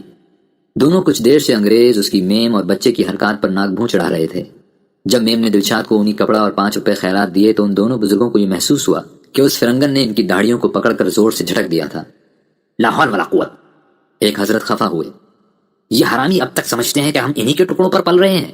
ارے میاں، قصور ان کا نہیں۔ دوسرے صاحب نے فیصلہ صادر کیا۔ کیوں نہیں اس کمبخت عورت نے ایسی ذلیل خیرات کو نفرت سے ٹھکرا دیا؟ اللہ اللہ، آزادی تو ملی پر غلامی کا چسکا نہ گیا۔ جائے کیسے میرے بھائی، جائے کیسے؟ جب ایسے آقاؤں کی جوتیوں کے صدقے مفت کی گوشت روٹی ملے تو آزادی کی محنت کا بار کون اٹھائے؟ اے طائر لاہوتی، اس رزق سے موت اچھی جس رزق سے آتی ہو پرواز میں کوتاہی۔ پہلے والے بزرگ نے رقت سے الاپا۔ دوسرے حضرت نے بھی آزادی اور خودی کی عظمت میں کچھ مصرے ارشاد فرمائے۔ جب دلشاد 4 آنے کے گوشت، 3 آنے کی روٹی اور 2 آنے کی چائے سے اپنے دوزخ شکم کو ایندھن دے چکی تو وہ دونوں بزرگ جنبش فرما کر اس کے پاس آئے۔ اے عورت، کیا تم مہاجر ہو؟ ایک نے خشمگی انداز سے پوچھا، جیسے زمانہ سلف کا قاضی کسی زانیہ عورت سے خطاب کر رہا ہو۔ جی نہیں، میرا نام دلشاد ہے۔ ارے ہوگا لا حول ولا قوت، ہم پوچھتے ہیں تم کہاں سے آئی ہو، کہاں جاؤ گی اور یہاں پر تمہارا کیا کام ہے؟ دوسرے حضرت نے مہارانی کی۔ اے کاش دلشاد کو معلوم ہوتا کہ اس کی منزل مقصود کا نشان کس شاہراہ پر ملے گا۔ اس کے تخیل میں تو مغرب کی ساری کائنات اس کی منزل تھی۔ وہ تو ایک ایسی وسیع برادری میں شامل ہونے والی تھی جس میں اسے سارے اپنے ہی اپنے نظر آتے ہوں، لیکن یہاں کی اینٹ اینٹ اس سے پوچھتی تھی کہ تم کون ہو، تم کیا ہو، تمہاری جیب میں پیسے ہیں، تمہارے جسم میں تازگی ہے؟ تم مہاجر ہو، ایک بزرگ نے فتویٰ دیا۔ تم مہاجر خانے چلی جاؤ، آزاد قوم کی بیٹیاں بھیک کے ٹکڑوں پر نہیں پلتی۔ ہاں، تم کوئی بچہ نہیں ہو، تمہیں خود شرم آنی چاہیے۔ دلشاد دیر تک بیٹھی سوچتی رہی کہ شاید وہ بزرگ مہاجر نام کی لڑکی کی تلاش میں تھے جو کوئی گناہ کبیرہ سرزد کر کے گھر سے بھاگ گئی تھی، لیکن شام تک بہت سے لوگوں نے اسے ہی پکارا اور سب نے اسے مہاجر خانے میں چلے جانے کی تلقین کی۔ مہاجر خانہ، مسافر خانے کے وزن پر۔ ایک دفعہ جب دلشاد اپنے ابا کے ساتھ شہر گئی تھی تو وہ دونوں حاجی موسیٰ کے مسافر خانے میں ٹھہرے تھے۔ مسافر خانے میں چھوٹی چھوٹی کوٹھڑیاں تھیں۔ ایک بھٹیارن اوپلوں کی آگ پر ماش کی دال پکا رہی تھی۔ جب دلشاد اس کے پاس چٹائی پر کھانا کھانے بیٹھی تو بھی بھٹیارن نے بہت سا گھی پیاز کے ساتھ بھگار کر اس کی دال میں ڈالا اور گرم گرم روٹیوں پر تازہ مکھن رکھ کر کھانے کو دیا۔ رات کو جب ملا علی بخش عشاء کی نماز پڑھنے لگا تو بھٹیارن دلشاد کی چارپائی کے ساتھ اپنی چارپائی لگا کے لیٹ گئی اور دیر تک اسے مزیدار کہانیاں سناتی رہی۔ کبھی 7 بیٹوں والے راجا کا قصہ، کبھی پریوں کی بادشاہ زادی کا افسانہ، کبھی اپنے بھٹیارے کی جیون کہانی۔ بھٹیارن کئی دفعہ روئی، کئی دفعہ ہنسی، اور آج تک جب دلشاد شہر کی بارونق سڑکوں کا تخیل باندھتی تو اس کے پردہ خیال پر حاجی موسیٰ کی سرائے کا عکس ابھر آتا، اور اس بھٹیارن کی تصویر بھی جو کبھی روتی تھی، کبھی ہنستی تھی اور کبھی دلشاد کو گرم گرم چپاتیوں پر مکھن کے پیڑے رکھ کر کھانے کو دیتی تھی۔ مہاجر خانہ شاید مسافر خانے کا بگڑا ہوا نام ہو، جیسے گاؤں والے ہسپتال کو ڈاکخانہ کہتے ہیں، شاید شہر والے مسافر خانے کو مہاجر خانہ کہتے ہوں، لیکن اس کو اپنا نیا نام کچھ زیادہ پسند نہ آیا۔ مہاجر بھی کوئی نام سا نام ہے بھلا؟ دلشاد تو بڑا رسیلا نام تھا۔ اس نام کے ساتھ ملا علی بخش کی یاد وابستہ تھی، جس نے قرآن شریف سے فال نکال کر اسے یہ نام دیا تھا۔ اسی ایک نام سے رحیم خان کا افسانہ محبت بھی منظوم تھا۔ وہ دلشاد کے ساتھ آباد، بیداد، سیاد کے قافیے باندھ کر بڑے رس بھرے دوہے گایا کرتا تھا۔ مہاجر خانہ۔ جب وہ مہاجر خانے پہنچی تو لاہور کے شانوں پر رات کے گیسو پھیل رہے تھے۔ مہاجر خانے کا افسر ایک چھولداری میں رجسٹر کھولے بیٹھا تھا۔ کچھ دیر کے بعد دلشاد کی باری آئی۔ نام؟ افسر نے طوطے کی طرح رٹا ہوا سوال دہرایا۔ دلشاد۔ عمر؟ 20 سال۔ باپ کا نام؟ ملا علی بخش۔ زندہ یا مر گیا؟ مار ڈالا گیا۔ گاؤں؟ چمکور۔ ضلع؟ امبالہ۔ شادی شدہ؟ جی نہیں۔ مہاجر خانے کے افسر نے قلم روکا اور خشمگی نگاہوں سے دلشاد کو گھورا۔ یہ لڑکی کس کی ہے؟ جی یہ میری لڑکی ہے۔ دلشاد ہکلانے لگی۔ میری شادی ہو گئی ہے جی، میں بھول گئی جی۔ افسر کا قلم مشین کی طرح پھر دوات کی طرف گھوم گیا۔ سوچ کے بولو، خاوند کا نام؟ رحیم خان۔ زندہ ہے یا مر گیا؟ جی پتہ نہیں، خدا کرے زندہ ہو، خدا کرے میری عمر بھی اس سے لگ جائے جی۔ مہاجر خانے کا رقبہ کافی وسیع تھا، کوئی 800 فٹ لمبا، 500 فٹ چوڑا۔ ایک کھلا میدان جس کے چاروں طرف کانٹوں والی تار کا احاطہ باندھا ہوا تھا۔ چھت کے لیے آسمان کا لاجوردی سائبان تھا، روشنی کے لیے مہتاب کی قندیل اور تاروں کے ٹمٹماتے ہوئے چراغ تھے۔ ایک کونے میں باورچی خانہ تھا۔ زمین میں کھودے ہوئے عمیق چولہوں پر دال اور گوشت کی بڑی بڑی دیگیں پک رہی تھیں۔ رات کے اندھیرے میں چولہوں کی آگ دیگوں کے گرد گرد یوں بھڑکتی تھی جیسے چتاؤں کے شعلوں میں دیوتاؤں کے لاشیں جل رہے ہوں۔ آگ کی روشنی میں مہاجر خانے کا وسیع میدان نکھر آیا تھا، جس طرح شفق شام میں نترے ہوئے ابرپاروں کی سرخی کسی قبرستان پر غبار خون کی طرح چھا جائے۔ ساری فضا میں ایک غمناک سا ٹھہراؤ تھا، ایک ہلکا سا، ایک غیر محسوس ارتعاش جس میں لاکھوں سینوں کے کچلے ہوئے ارمان اور ٹوٹے دلوں کی معصوم دھڑکنیں کپ کپا رہی تھیں، تھر تھرا رہی تھیں، اور ہر لمحہ یہ ڈر لگتا تھا کہ کسی وقت سکون و جمود کا یہ مصنوعی طلسم یکایک ٹوٹ جائے گا اور ایک زبردست طوفان، ایک بے پناہ زلزلہ، ایک ہولناک چنگھاڑ زمین و آسمان کے نظام کو درہم برہم کر کے رکھ دے گی۔ دلشاد اپنی بچی کو سینے سے لگائے قدم پھونک پھونک کر چلتی تھی، جس طرح قبرستان میں بچا بچا کر پاؤں رکھا جاتا ہے کہ کہیں کسی مقدس مزار کو ٹھوکر نہ لگ جائے۔ کچھ مہاجروں نے بانسوں پر چادریں تان کر چھوٹی چھوٹی جھونپڑیاں بنا لی ہیں، کچھ مہاجر کچی قبروں کی طرح یوں ہی آسمان تلے بیٹھے ہوئے تھے۔ آسمان تیری لحد پر شبنم افشانی کرے۔ کسی کے پاس چادر تھی، کسی کے پاس کمبل، کسی کے پاس لحاف۔ دلشاد کے پاس نہ چادر تھی، نہ کمبل تھا، نہ لحاف۔ وہ خود ایک چیتھڑا تھی، ایک بوسیدہ سا، ایک فرسودہ سا ٹکڑا جو اس کے لباس دوشیزگی کی یاد میں باقی رہ گیا تھا۔ مہاجر خانے میں ایسے سینکڑوں چیتڑے بکھرے پڑے تھے۔ سب کے دل میں امید کی لو لگی ہوئی تھی کہ اب وہ اپنی پیاری سرزمین پر آ گئے ہیں۔ اب اس ارض مقدس کی خاک ان کے گلتے ہوئے ناسوروں پر مرہم بن کر لگ جائے گی۔ اب یہاں کا متبرک پانی ان کے رسے ہوئے زخموں کو دھو ڈالے گا۔ اب یہاں کی سورج اور چاند کی تنویریں ان کے چاک دامنوں کو رفو کر دیں گی۔ ایک خالی سی جگہ دیکھ کر دلشاد ٹھہر گئی۔ کچھ دور آگے ایک کوہنا سال ضعیف آدمی ڈیرا ڈالے بیٹھا تھا۔ اس کے ساتھ 2 بچے تھے، ایک 8-10 سال کا لڑکا محمود، ایک 11-12 برس کی لڑکی زبیدہ۔ وہ تینوں ایک مٹی کے پیالے پر جھکے ہوئے روٹی کھا رہے تھے۔ محمود پوچھتا تھا کہ دادا آج سالن میں بوٹی کیوں نہیں؟ زبیدہ اپنے دادا کی وکالت کرتی تھی اور کہتی تھی کہ ہر روز گوشت نہیں کھایا کرتے، اس سے پیٹ خراب ہو جاتا ہے، دانتوں کو کیڑا لگ جاتا ہے۔ لیکن محمود مچل رہا تھا۔ دادا اسے چمکارتا تھا، زبیدہ اسے ڈانٹتی تھی، کیا میں تجھے اپنی بوٹیاں کاٹ کر دے دوں؟ وہ چھوٹی سی بہن اپنے چھوٹے سے بھائی کو بزرگوں کی طرح ڈانٹتی تھی، اور دیکھنے والے کو یہ محسوس ہوتا تھا کہ اس مختصر سے خاندان کا نگہبان دادا نہیں، زبیدہ ہے۔ اس لڑکی کا شعور اس قدر حساس اور بیدار تھا کہ وہ بیک وقت ایک ننھی سی بہن، ایک ننھی سی بیٹی، ایک ننھی سی ماں کے فرائض انجام دے رہی تھی۔ یہیں بیٹھ جاؤ بیٹی، تمہارے ساتھ کوئی اور ہے؟ بوڑھے دادا نے دلشاد سے پوچھا۔ جی نہیں، میرے ساتھ اور کوئی نہیں۔ جاؤ روٹی لے آؤ باورچی خانے سے، تمہارے پاس کوئی پیالہ ہے؟ جی نہیں، میرے پاس کوئی برتن نہیں۔ دادا نے اپنا ایک خالی پیالہ اسے دے دیا۔ پالا بھی بہت ہے بیٹی، تمہارے پاس کوئی بستر ہے؟ جی نہیں، میرے پاس کوئی بستر بھی نہیں۔ دادا نے اس ویران ہستی پر ہمدردی کی ایک بھرپور نگاہ ڈالی۔ وہ بھی بالکل اسی حالت میں یہاں آیا تھا۔ باورچی خانے کے پاس کپڑوں کا دفتر ہے، کمبل مانگ لینا وہاں سے۔ پھر دادا نے ستاروں کو دیکھ کر وقت کا حساب لگایا۔ 9 بج رہے ہیں، شاید اسٹور بابو جاگتا ہو۔ باورچی نے دلشاد کو 2 روٹیاں اور پیالہ بھر دال دے دی۔ کپڑوں کے دفتر میں ایک مدھم سی لالٹین جل رہی تھی۔ خیمے میں رضائیوں کے انبار لگے ہوئے تھے، سرخ سرخ بھورے بھورے کالے کالے کمبلوں کی تہیں پر تہیں جمی ہوئی تھیں۔ ایک کونے میں گرم کپڑوں کے ڈھیر تھے، اونی سویٹر، کوٹ، گرم چادریں۔ اسٹور بابو سرخ و سفید چھینٹ کی رضائی اوڑھے چارپائی پر لیٹا ہوا اقبال کا شکوہ گا رہا تھا۔ رحمتیں ہیں تیری اغیار کے کاشانوں پر، برق گرتی ہے تو بیچارے مسلمانوں پر۔ جب اس نے دلشاد کو خیمے کے دروازے میں کھڑا ہوا پایا تو اس کے ترنم کی لے سست پڑ گئی، اور اس نے نہایت خشمگی انداز سے دلشاد کو گھورا۔ دفتر بند ہے جی اس وقت، صبح 8 بجے آنا۔ ہمارے پاس کوئی کپڑا نہیں ہے، ہم پالے سے مر جائیں گے۔ کوئی نہیں مرتے، صبح 8 بجے آنا، ہاں دفتر بند ہے اس وقت۔ دلشاد نے ایک بار پھر التجا کی۔ اسٹور بابو جھنجھلا گیا۔ میں کہتا ہوں چلی جاؤ سیدھی طرح، میں بھی آخر انسان ہوں، مشین نہیں ہوں، ہاں صبح 8 بجے آنا۔ اور پھر وہ اپنے نرم و گرم لحاف میں سکڑ کر شکوہ گانے لگا۔ آئے عشاق گئے وعدہ فردا لے کر، اب انہیں ڈھونڈ چراغ رخ زیبا لے کر۔ جوں جوں رات بھیگتی گئی سردی میں اضافہ ہوتا گیا، اور رفتہ رفتہ یوں محسوس ہونے لگا جیسے ساری کائنات یخ بستہ ہو گئی ہو۔ سرد ہوا کے جھونکے تیر و نشتر کی طرح بدن میں لگتے تھے، اور زمین کی نمی زہر آلود کانٹوں کی طرح جسم میں چپتی تھی۔ دادا کے پاس ایک کمبل تھا، اس نے اسے آدھا نیچے بچھا کر محمود اور زبیدہ کو سلا دیا، اور آدھا کمبل ان کے اوپر ڈال دیا۔ وہ خود ایک پتلی سی چادر اوڑھے زمین پر لیٹا ہوا کروٹیں بدل رہا تھا۔ دلشاد کے دانت کٹ کٹ بج رہے تھے۔ وہ اپنی بیٹی کو اونی کپڑے میں لپیٹ کر اپنے سینے سے چمٹائے بیٹھی تھی۔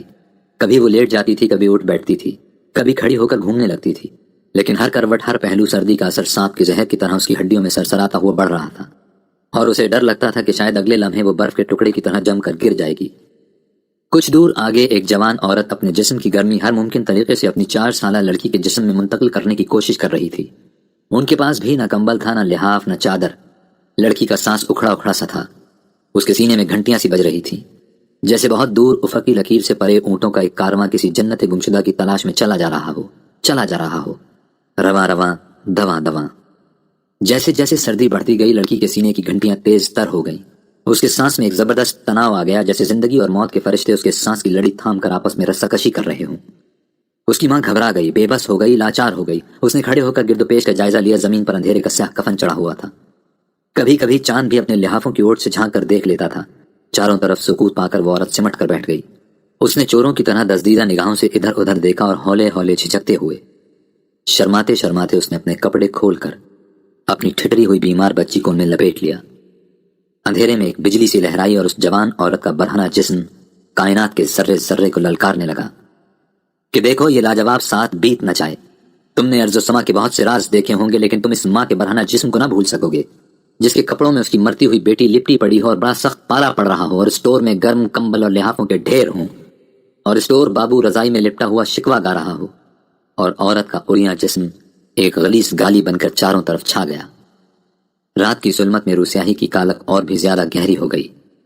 آسمان پر جو ستارے ٹمٹما رہے تھے آنکھیں موند کر بادلوں کی اوٹ میں چھپ گئے۔ چاند بھی اپنے لحافوں کے بیچ سے جھانک کر یہ نظارہ دیکھنے کی تاب نہ لا سکا۔ ایک گھنگور گھٹا جو آسمان پر بے پرواہی سے بکھری ہوئی تھی سمٹ سمٹ کر اکٹھی ہو گئی اور بادلوں کی پلکوں سے موٹے موٹے آنسو گرنے لگے۔ ٹپ ٹپ ٹپ ٹپ ٹپ ٹپ بوندیں برس رہی تھیں۔ ٹھٹری ہوئی ہوا کی سن سن سسکیوں کی طرح آہیں بھر رہی تھی۔ مہاجر خانے کے میدان میں زندگی کی ایک کمزور سی لہر جاگی۔ کچھ بچے روئے، کچھ عورتوں نے شور مچایا، کچھ مردوں نے ڈانٹ بتائی اور پھر ایک سناٹا سا چھا گیا۔ مینا کی بوندیں دلشاد کے بدن میں بندوق کے چھروں کی طرح پیوست ہو رہی تھیں۔ اسے یوں محسوس ہوتا تھا جیسے امریک سنگھ، ترلوک سنگھ، سورمکھ سنگھ، دربار سنگھ کی کرپانیں اس کے جسم کو چھید رہی ہیں۔ بارش کا پانی فلالین کے گرم ٹکڑے میں بھی نفوذ کرتا گیا اور اس میں لپٹی ہوئی ننھی سی جان سردی سے کپکپانے لگی۔ دلشاد نے سوچا کہ اگر وہ دادا سے پوچھے اور اپنی لڑکی کو محمود اور زبیدہ کے کمبل میں لٹا دے تو شاید اس غریب کی جان کو کچھ سہارا مل جائے۔ اس نے دادا کے گھٹنے کو ہلایا۔ وہ اپنی میلی سی چادر اوڑھے لیٹا ہوا تھا۔ دلشاد نے اسے شانوں سے ہلایا، باہوں سے ہلایا، گردن سے جھنجھوڑا، ہاتھ کھینچے، لیکن دادا کا خاکی جسم سردی اور گرمی کے احساس سے بے نیاز ہو گیا تھا۔ زندگی کا خون اس کی رگوں میں جم کے رک گیا تھا اور اس کی ہڈیاں سردی سے اکڑ کر لوہے کی سلاخوں کی طرح تن گئی تھیں۔ جب صبح صادق کی پاؤں پھٹی تو مہاجر خانے کے میدان میں ایک مرمری مجسمہ چاندی کی طرح جھلملایا۔ یہ اس جوان عورت کا برہنہ جسم تھا جس نے اپنے کپڑوں میں اپنی مرتی ہوئی بچی کو لپیٹ لیا تھا۔ اس کے بے جان سینے سے اس کی بچی کی لاش یوں چمٹی ہوئی تھی جیسے ابھی ابھی دودھ پینے لگی ہو۔ معلوم ہوتا تھا کہ کسی بڑے فنکار نے مرمر کو تراش کر یہ خوبصورت بت بنائے ہیں۔ عورت کے کسے ہوئے دودھیا بدن پر بارش کے قطرے موتیوں کی طرح جگمگا رہے تھے۔ اس کی گھنی زلفیں کالے ناگوں کی طرح بکھری پڑی تھیں۔ اس کی نیم باز آنکھوں میں پانی کی ایک تہ سی جمی ہوئی تھی جیسے اس کے خون کے ساتھ ساتھ اس کے آنسو بھی منجمد ہو کے رہ گئے ہوں۔ مہاجر خانے کے کچھ مہتر کمبلوں کا پلندہ اٹھا کر لے آئے۔ ایک کمبل انہوں نے دادا پر ڈال دیا، دوسرا عورت کے ننگے بدن پر اور تیسرا اس بچی پر اور چوتھا، اور اس طرح وہ میدان میں بکھری ہوئی لاشوں پر نرم نرم کمبلوں کے کفن ڈالتے گئے۔ جو لوگ زندہ تھے وہ حسرت بھری نگاہوں سے اپنے مردہ ساتھیوں کی طرف دیکھتے تھے اور رشک کرتے تھے کہ اگر موت کے تصور میں ایک اندیکھی، انجانی، انسمجھی حقیقت کا خوف نہ ہوتا تو وہ سب برضا و رغبت وہیں مر جاتے تاکہ مہاجر خانے کے مہتر ان پر بھی اونی کمبل ڈالتے جائیں اور ان کے کپکپاتے ہوئے گوشت اور ٹھٹرتی ہوئی ہڈیوں کو ذرا سا سکون، ذرا سی گرمی اور ذرا سا آرام میسر آئے۔ محمود مچل رہا تھا کہ دادا کو وہ لوگ اٹھا کر کہاں لے گئے۔ زبیدہ اسے سمجھاتی تھی کہ دادا ابا اور امی کو بلانے گئے ہیں۔ وہ کب آئیں گے؟ وہ بہت جلد آئیں گے میرے محمود، وہ تو بس آتے ہی ہوں گے۔ ابا اور امی کہاں گئے ہیں؟ وہ تھوڑی دیر کے لیے اللہ میاں کے پاس ملنے گئے ہیں۔ وہ اس کے دربار سے تمہارے لیے عمدہ عمدہ کھلونے لائیں گے، شیشے کا لٹو، ربڑ کی گیند، چابی والی موٹر، نئے بوٹ، تلے دار ٹوپی۔ محمود کا تخیل طرح طرح کے سوال ایجاد کرتا تھا۔ زبیدہ طرح طرح کے جواب گھڑ کر اسے ٹالتی تھی اور جب کبھی محمود ادھر ادھر کھیل میں لگ جاتا تو وہ نظر بچا کر منہ چھپا کر اپنے دل کا غبار نکال لیتی تھی۔ مہاجر خانے کی مشین بائسکوپ کی طرح چل رہی تھی۔ صبح سے شام تک اس کے پردے پر بھانت بھانت کے سین آتے تھے اور نکل جاتے تھے۔ بازی چاہے اطفال ہے دنیا میرے آگے، ہوتا ہے شب و روز تماشا میرے آگے۔ بڑے بڑے دبدبے والے رئیس اور نواب آتے تھے، اونچی اونچی کرسیوں والے حکام آتے تھے، سرسراتے ہوئے ریشم و کمخاب میں ملبوس کلیوں کی طرح کھلے ہوئے حسن میں سرشار گلاب اور چمیلی کے عطر میں مہکی ہوئی بیگمات آتی تھیں۔ وہ سب بچوں کے سر پر شفقت کا ہاتھ پھیرتے تھے، عورتوں کے پاس کھڑے ہو کر ان کی اشکشوئی کرتے تھے، بوڑھوں اور جوانوں کی پیٹھ ٹھونک کر ان کی ٹوٹی ہوئی کمر کو سہارا دیتے تھے، اور پھر صبح سار موٹریں انہیں مہاجر خانے سے واپس لے جاتی تھیں۔ کوئی مٹھائی لاتا تھا، کوئی کپڑے بانٹتا تھا، کوئی پلاؤ اور قورمے کی دیگیں تقسیم کرتا تھا، اور جب کوئی اس کار خیر میں بڑھ چڑھ کر حصہ لیتا تو اس کے چہرے پر فخر و مسرت کی سرخی پھیل جاتی اور وہ دل ہی دل میں اپنے رحمان اور رحیم کا شکریہ ادا کرتا کہ اس نے اپنی قدرت کاملہ سے ایسے سامان پیدا کر دیے جن کے طفیل اس ناچیز کو بھی مقدور بھر خیرات کرنے کا موقع نصیب ہوا۔ دلشاد سوچتی تھی کہ جب کوئی جوان مرد محمود اور زبیدہ کا قصہ سنے گا تو اسٹور بابو کو کان سے پکڑ کر گولی سے اڑا دے گا کہ اس نے اس کڑاکے کی سردی میں بھی دادا کو صرف ایک ہی کمبل دیا۔ وہ ڈرتی تھی کہ جب کوئی دبدبے والے، تنتنے والے بلند اقبال لوگ اس کی اپنی رام کہانی سنیں گے تو ان کا خون کھول اٹھے گا، ان کی غیرت کو شدید چوٹ لگے گی اور وہ اپنی بندوقیں اٹھا کر امریک سنگھ، ترلوک سنگھ، کرتار سنگھ، دربار سنگھ کی تلاش میں چل نکلیں گے۔ لیکن سننے والے سنتے گئے، سنانے والے سناتے گئے۔ دن میں مٹھائی اور پلاؤ بڑھتا گیا، رات کو زمستانی ہوا کی شمشیر اپنے وار کرتی گئی اور مہاجر خانے کا بائسکوپ بدستور چلتا گیا۔ ایک سین کے بعد دوسرا سین دوسرے سین کے بعد تیسرا سین، نہ آغاز نہ انجام، ایک مسلسل اور پیچیدہ نظام ترہم کہ جس میں انسان کا رازق بننے کے لیے بے قرار ہو، بے چین ہو، اور اس بازی میں دوسروں پر سبقت لے جانے کے لیے ہر قسم کا داؤ، ہر قسم کا پیچ کھیلنے پر تلا ہوا ہو۔ ایک صاحب بڑے مخیر تھے، بدن پر خوشنما سوٹ، سر پر ترچھی ٹوپی، آنکھوں پر سونے کے فریم والی سبز اینک، اگلے دانتوں میں سنہری کیلیں، منہ میں پائپ، انگلیوں میں لال اور یاقوت کی بیش بہا انگوٹھیاں۔ وہ گھنٹوں مہاجر خانے میں گھومتے تھے، ایک ایک کی داستان سنتے تھے، کسی کو پیسے دیتے تھے، کسی کو مٹھائی کی گولیاں، کسی کو چاکلیٹ۔ دلشاد پر بھی ان کی خاص نظر عنایت تھی۔ ایک روز وہ اس کی بچی کے لیے سرخ اون کا دیدہ زیب سویٹر لائے، دوسرے روز انہوں نے رحیم خان کی تلاش کرنے کا وعدہ فرمایا، اور کچھ دنوں کے بعد وہ دلشاد کے لیے ایک جاں فضا عید کا پیغام لے کر آئے کہ رحیم خان کا پتہ مل گیا ہے، بیچارہ بے حد کمزور ہے، چلنے پھرنے سے معذور، لیکن دلشاد کی یاد کے سہارے وہ ابھی تک بار زیست اٹھائے بیٹھا ہے۔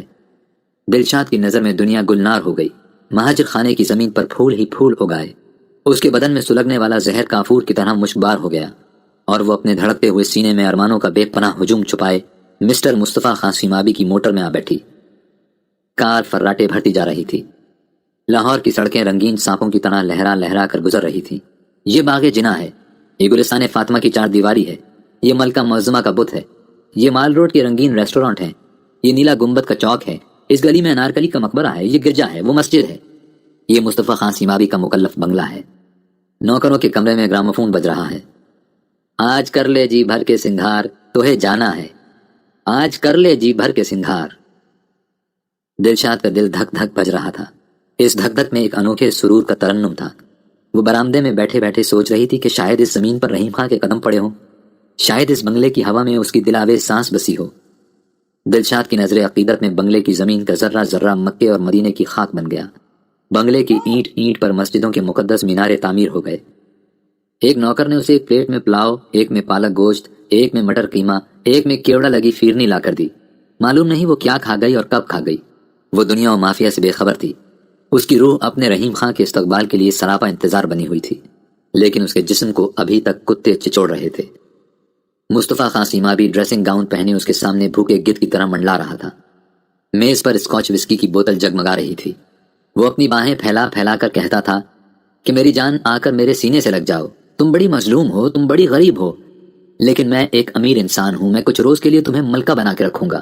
تمہارا رحیم خان معلوم نہیں کہاں کھو گیا، لیکن تم اس فرضی ہستی کی یاد میں اپنی جوانی نہ گنواؤ۔ میری جان آؤ، آؤ میرے سینے سے لگ جاؤ۔ اب تم اپنے آزاد وطن میں آ گئی ہو، اب تمہیں کسی بات کا ڈر نہیں۔ یہ ہمارا وطن ہے، یہ ہمارا آزاد وطن ہے۔ پاکستان زندہ باد، پاکستان پائندہ باد۔ دلشاد کے گلے میں ملا علی بخش کی تسبیح لٹک رہی تھی۔ جب مصطفیٰ خان سیمابی کی زبان لپک لپک کر تسبیح کے دانوں کو چومتی تو دلشاد کو یہ محسوس ہوتا کہ ایک مسلمان بھائی سنگ اسود کو بوسہ دے رہا ہے۔ 2-4 دن میں جب مصطفیٰ خان سیمابی نے اپنے حج کے ارکان پورے کر لیے تو دلشاد پھر مہاجر خانے واپس آ گئی۔ ننا محمود شیشے کا لٹو چلا رہا تھا۔ اس نے تتلا تتلا کر تالیاں بجا بجا کر دلشاد کو سمجھایا کہ زبیدہ باجی بھی موٹر میں بیٹھ کر دادا میاں کے پاس گئی تھی، دادا میاں نے شیشے کا یہ لٹو بھیجا ہے، یہ ربڑ کی گیند، یہ رنگدار مٹھائی، آج وہ پھر موٹر میں بیٹھ کر دادا میاں کے پاس گئی ہے۔ موٹر پوں کرتی جا رہی ہے، اب وہ پھر دادا میاں سے پیسے لائے گی، نئے نئے بوٹ لائے گی، تلے دار ٹوپی لائے گی۔ لاہور لاہور نہ تھا، مدینہ تھا۔ لاہور والے نہ تھے، انصار تھے۔ نہیں، وہ تو شاید انصار مدینہ سے بھی کچھ درجہ افضل تر تھے۔ یہاں دلشاد کے لیے ہر روز ایک نیا رحیم خان پیدا ہو جاتا تھا، زبیدہ کے لیے ہر روز ایک نیا دادا جنم لیتا تھا، بیٹیوں کے لیے نئے نئے باپ تھے، بہنوں کے لیے نئے نئے بھائی۔ جسم کا رشتہ جسم سے ملتا تھا، خون کا رشتہ خون سے۔ کراچی۔ دلشاد نے کھڑکی سے منہ نکال کر دیکھا، صدر کے اسٹیشن پر گہما گہمی تھی۔ ریفیوجی اسپیشل کی مخلوق گاڑی سے نکل کر پلیٹ فارم پر جمع ہو رہی تھی۔ سارا اسٹیشن کھچا کھچ بھرا ہوا تھا، لیکن دیکھتے ہی دیکھتے بھیڑ بادلوں کی طرح چھٹ گئی۔ پلیٹ فارم پر کچھ کلی، کچھ باہر جانے والے مسافر اور کچھ ٹکٹ چیکر باقی رہ گئے۔ آن کی آن میں ریفیوجیز کا جم غفیر بے مایا قطروں کی طرح کراچی کے محیط بیکرا میں غرق ہو گیا، جیسے سمندر کی تیز و تند لہر ساحل کے خس و خاشاک کو اپنے تموج میں بہا لے جائے، یا جیسے سورج کی کرنیں شبنم کے موتیوں کو اپنے دامن میں چھپا لیں، یا جیسے شراب کا نشہ دل کے گوشے میں لرزندہ اندیشوں کو اپنے خمار کی آغوش میں سلا دے، یا جیسے کسی گلتی سڑتی ہوئی لاش کا تعفن گلاب اور موتی کی شبنم کو اپنے سینے کے اندر جذب کر لے۔ منوڑا آئی لینڈ تیز تیز کمکموں کی روشنی میں جگمگا رہا ہے۔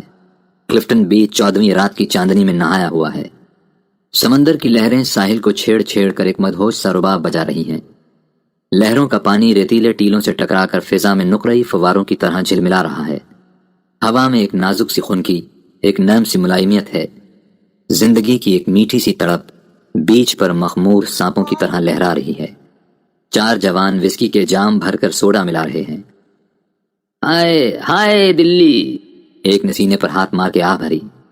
سواد رحمت الکبریٰ میں دلی یاد آتی ہے، ہائے رے دلی۔ دوسرے نے واویلا کیا، کون جائے ذوق یہ دلی کی گلیاں چھوڑ کر، ہائے دلی تیری خاک پاک کی کشش۔ تیسرا رانوں پر تھپڑ مار مار کے ماتم کرنے لگا۔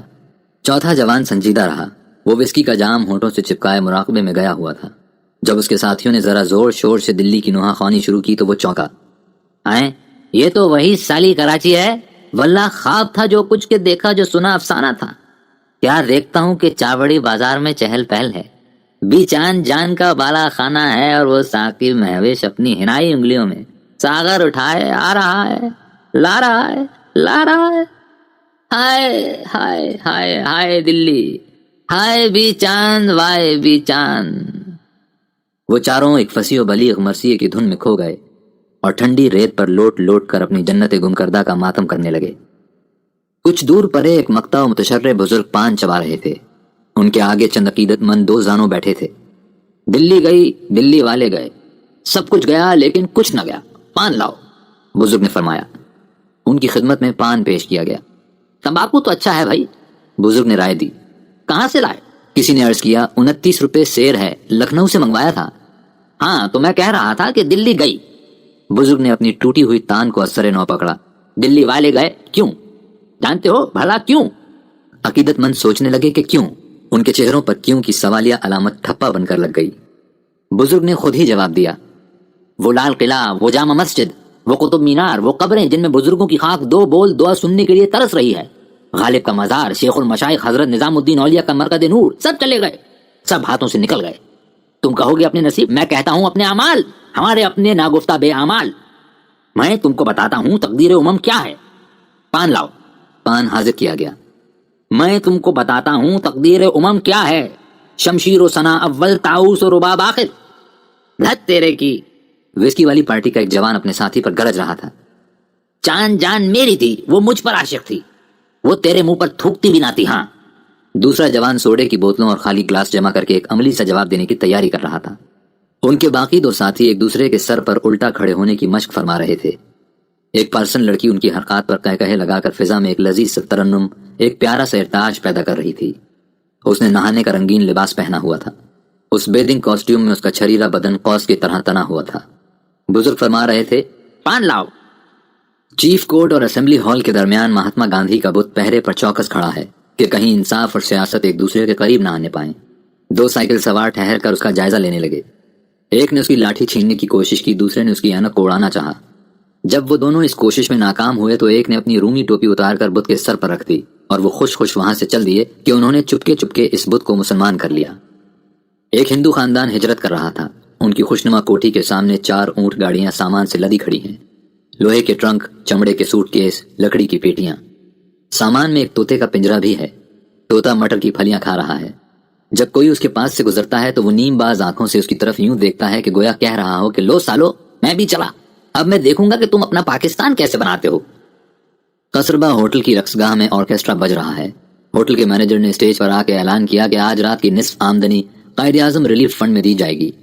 لوگوں نے گرم جوشی سے تالیاں بجائیں۔ میرا جی کراچی سے اکتا گیا ہے، ایک دیدہ زیب بیگم نے شیری کا گلاس لبے لالین سے لگا کر کہا۔ چلو ڈیئر، کچھ روز کے لیے بمبئی گھمائیں۔ اس کا ساتھی شیمپین پی رہا تھا۔ اب تو بمبئی بھی مرحوم ہو گئی بیگم، سالی کانگریس اس پیرے سے صغرا کو راہب بنانے پر تلی ہوئی ہے، نہ وسکی، نہ شیری، نہ جن، نہ شیمپین۔ اب سنتا ہوں کہ ریس پر بھی بندش لگانے کی سازش ہو رہی ہے۔ ارے ہاں، بیگم کو ایک یاد آیا، ابھی اگلے روز پروفیسر گھنشام کا خط آیا تھا۔ پروہیبیشن کے ہاتھوں بیچارہ مجبور ہو گیا ہے، ایک کیس وسکی منگوائی ہے، کسی طرح بھجوا دو ڈیئر۔ ایک غیر ملکی سفیر کا سیکرٹری دوسرے غیر ملکی سفیر کے سیکرٹری سے سرگوشی کر رہا تھا۔ مجھے کراچی میں 2 چیزیں بہت پسند ہیں۔ مجھے 3، دوسرے نے کہا، پارسی لڑکیاں اور مسلمان عورتوں کے برقعے۔ مجھے برقعے والیاں بھی پسند ہیں۔ واللہ بڑے کوڑ مذاق ہو، ان مدقوق عورتوں کو بھلا کون چاہے گا؟ انہیں میں چاہتا ہوں، یسوع مسیح کی قسم مجھے یہ بیمار حسن پسند ہے، پیلے پیلے گالوں میں نیلی نیلی رگوں کی لکیریں، اس پر غازے کا غبار، خزاں کے موسم میں گلاب کی پتیاں، ہائے ہائے، میں نے ایسا حسین امتزاج کہیں نہیں دیکھا۔ Boy, 2 soda 2 whisky. ایک ہی بات ہے، تم پلاؤ یا میں پلاؤں، ہمارے دونوں ملکوں کا بلند نسب العین مشترک ہے، ہم اس اشتراک کو مستقل بنانے کی ہر ممکن کوشش کریں گے، تمہاری صحت کے لیے۔ ایک مسلمان ایڈیٹر لیمن سکواش سے جی بہلا رہا تھا، موقع پا کر وہ شراب اور کپڑے کے ایک بڑے تاجر کو گھیر کر کھڑا ہو گیا۔ میں نے سنا ہے پاکستان بننے کے بعد کراچی اور لاہور میں ولایتی شراب کی کھپت پہلے سے تگنی ہو گئی ہے۔ ایڈیٹر نے اپنے ایڈیٹوریل کے لیے مواد اکٹھا کرنا شروع کیا۔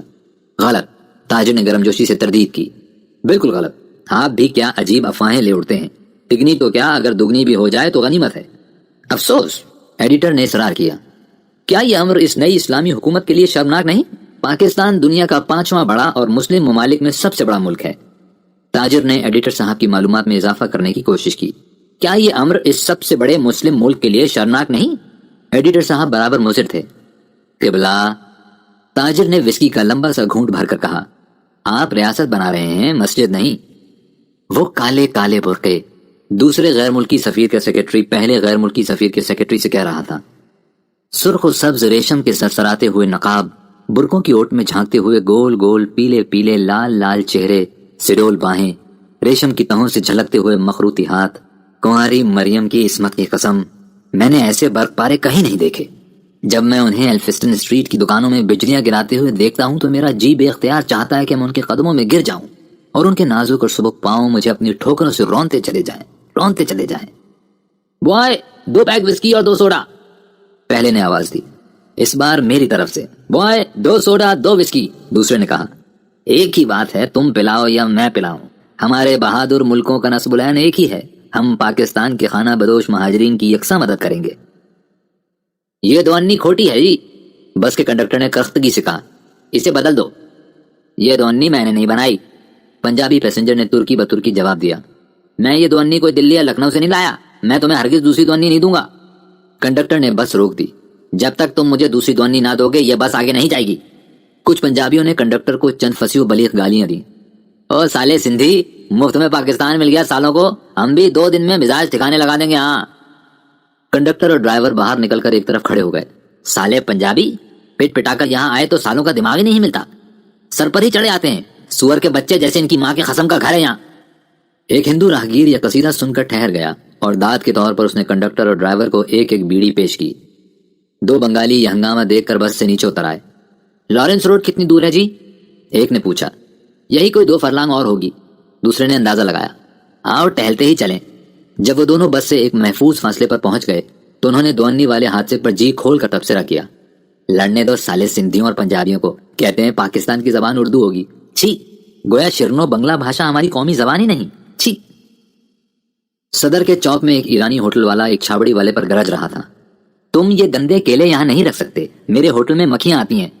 ابے چل، ہوٹل کے بچے، چھابڑی والا اکڑ رہا تھا۔ یہ پٹڑی تیرے بابا کی ہے؟ ایرانی نژاد ہوٹل والے نے پاؤں کی ایک بھرپور ٹھوکر سے کیلوں کی چھابڑی الٹ دی۔ چھابڑی والا لپک کر اس کی ٹانگوں سے چمٹ گیا۔ ایک کانسٹیبل نے آ کر چھابڑی والے کے منہ پر زور کا تھپڑ مارا۔ سالے حرامی، کتنی بار کہا ہے یا بکری مت کرو، لیکن سنتے ہی نہیں حرام زادے، چلو تھانے چلو۔ چھابڑی والے نے گڑ گڑا کر خوشامد کی کہ داروغہ جی، میں اجمیر شریف سے آیا ہوں، میرا گھر بار سب لٹ گیا ہے، میری اندھی بہن میرے ساتھ ہے جی، مجھے چھوڑ دو، میں پھر یہاں چھابڑی نہیں لگاؤں گا۔ لیکن قانون قانون ہے، قانون کی نظر میں نہ اجمیری کا امتیاز ہے نہ لاہوری کا، نہ اندھی بہن کی تمیز ہے نہ آنکھوں والی کی۔ کانسٹیبل نے اپنا فرض منصبی بڑے احسن طور پر انجام دیا اور چھابڑی والے کو آگے لگا کر تھانے لے گیا۔ جب تھانے دار نے اندھی بہن کی تفصیل سنی تو اسے کانسٹیبل کی نالائقی پر بڑا غصہ آیا کہ کیوں نہ وہ اس کی اندھی بہن کو بھی ساتھ ہی لیتا آیا۔ 2 اور 2 4، 4 اور 3 7، 7 اور 9 کے ہوئے؟ چیلا رام دلال نے خوشی محمد دلال سے پوچھا۔ خوشی محمد دلال چائے سے مکھی نکال کر چمچہ چھٹک رہا تھا۔ ادھموئی مکھی کو فرش پر گرا کے اس نے چائے کا ایک لمبا سا گھونٹ بھرا۔ 7 اور 9 16، چیلا رام نے خود ہی حساب لگایا۔ میں نے کہا استاد، سیزن برا نہیں رہا۔ خوشی محمد دلال نے اپنا لٹکا ہوا نچلا ہونٹ سمیٹ کر چائے کا ایک لمبا سا گھونٹ لیا۔ سچ پوچھو دوست تو بڑا کرارا سیزن لگا تھا۔ چیلا رام کے گالوں کی کچوریاں خوشی سے پھول رہی تھیں۔ ایک سیزن میں 16 چھوکریاں؟ رام قسم، میں نے تو ایسا دھندا ساری عمر نہیں کیا تھا۔ اطمینان قلب کے اظہار کے طور پر چیلا رام نے چاند تارے والی جناح کیپ اتار کر اپنی گنجی چندیا کو زور زور سے سہلایا۔ خوشی محمد کا لٹکا ہوا نچلا ہونٹ اور بھی لٹک گیا اور رد عمل کے طور پر اس نے چائے کا ایک طویل سا گھونٹ سڑاپ لیا۔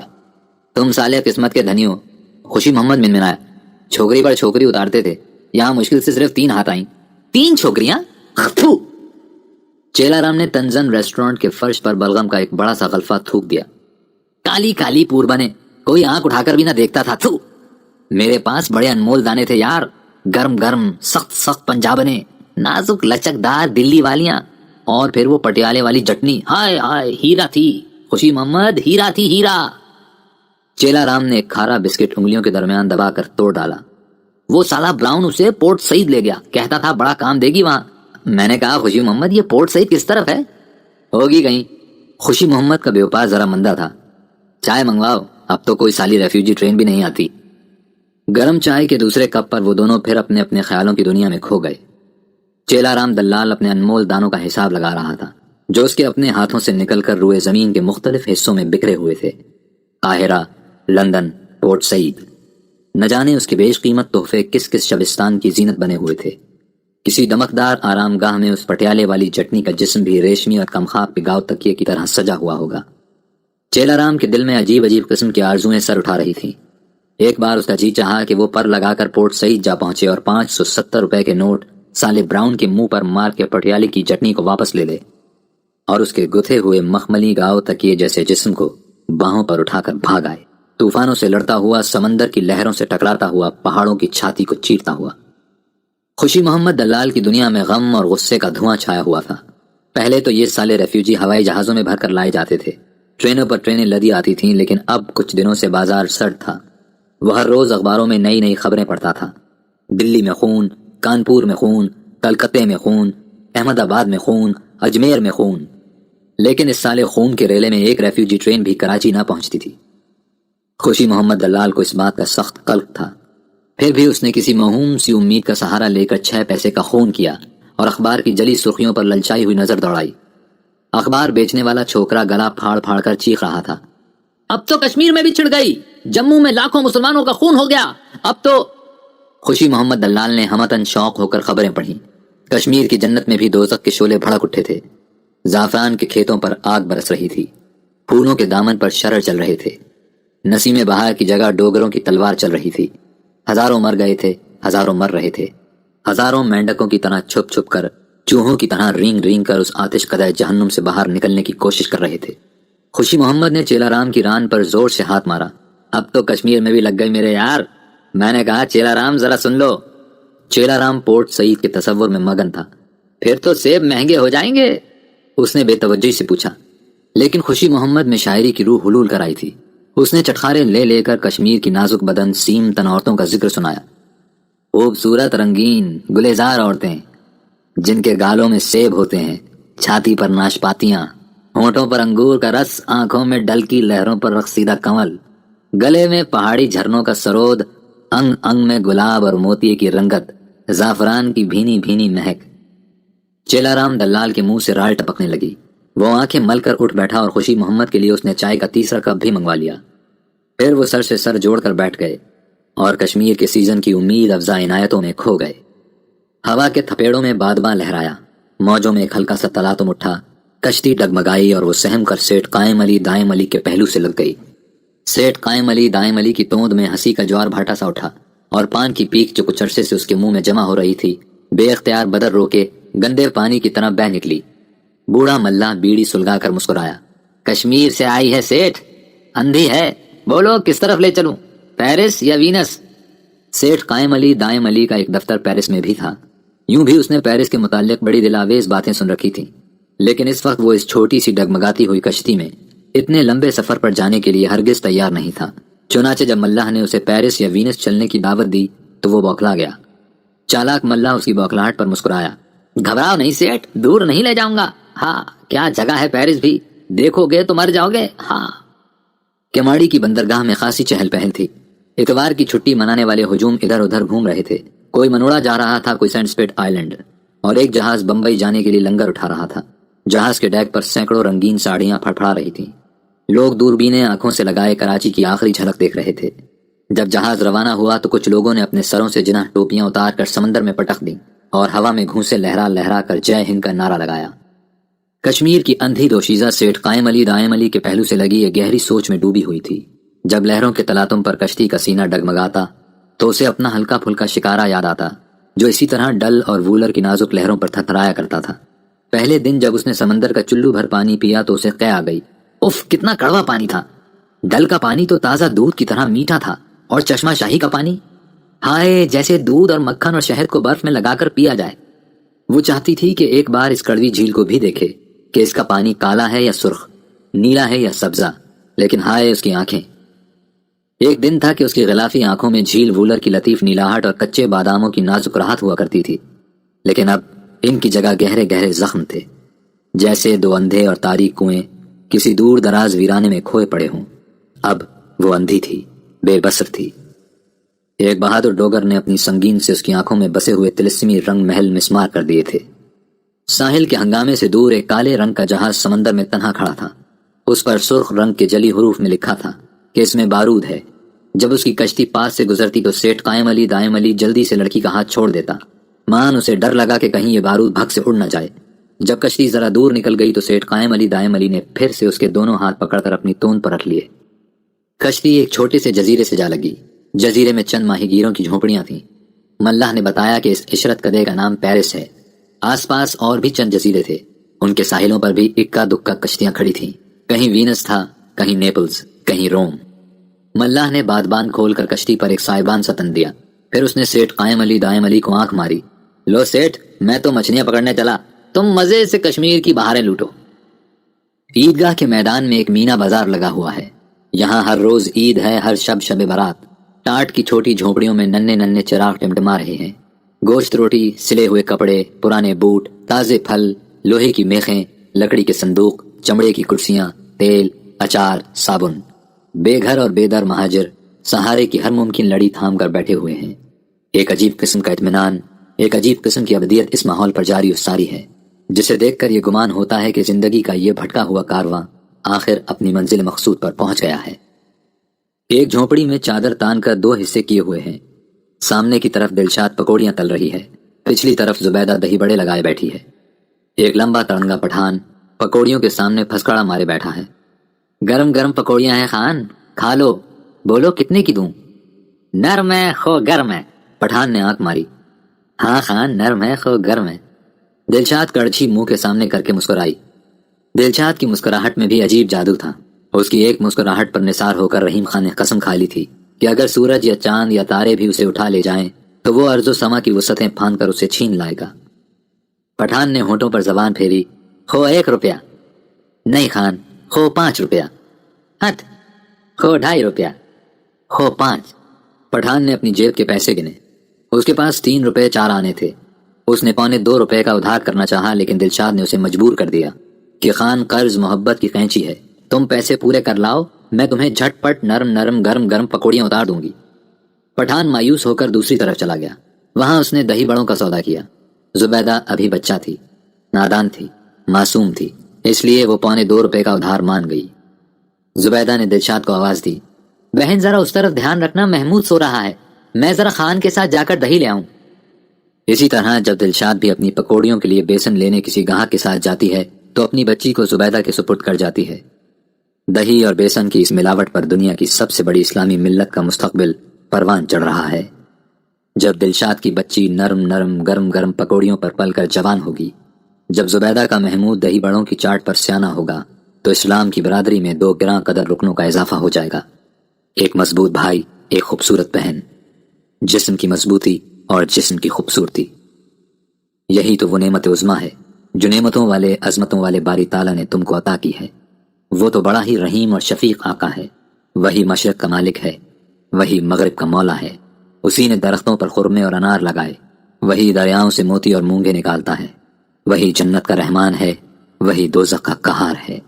پھر تم اپنے پروردگار کی کس کس نعمت کو جھٹلاؤ گے؟